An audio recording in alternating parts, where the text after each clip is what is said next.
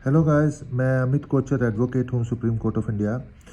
भारतीय न्याय संहिता नई आई है, जो पहले इंडियन पेनल कोड होता था, उसकी जगह ये बनाई है। इसकी एक सेक्शन है, सेक्शन 84, जो पहले 498 सेक्शन होती थी इंडियन पेनल कोड की।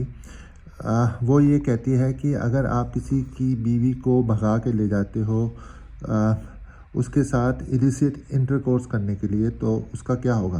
तो सेक्शन को पढ़ते हैं, देखिए आप। ये है सेक्शन 84, एंटाइसिंग और टेकिंग अवे और detaining with criminal intent A married woman. Enticing का मतलब होता है कि भगा के लेके जाना, चाहे उसकी मर्ज़ी से चाहे उसकी बिना मर्ज़ी से।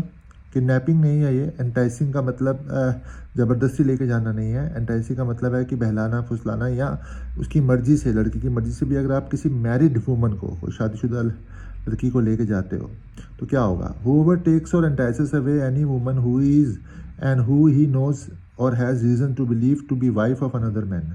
यानी कि ये कहता है कि अगर कोई भी इंसान किसी औरत को, जो किसी की बीवी है, उसको पता है कि ये किसी की बीवी है, या उसको रीज़न टू बिलीव है। रीज़न टू बिलीव मतलब उसको ऐसा लगता है या ऐसा रीज़न है कि वो किसी और की वाइफ है, with the intent that she may have illicit intercourse with any person.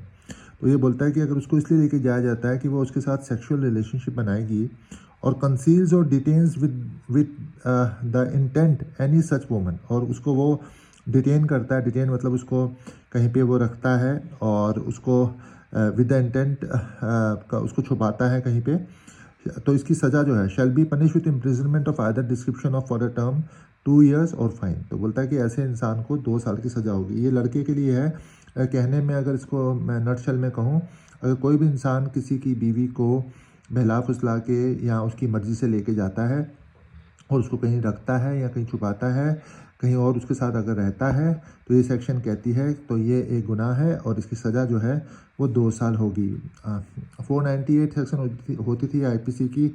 मुझे ऐसा लगता है कि ये जो भारतीय न्याय संहिता नहीं आई है, इसमें इसको चेंज करना चाहिए था।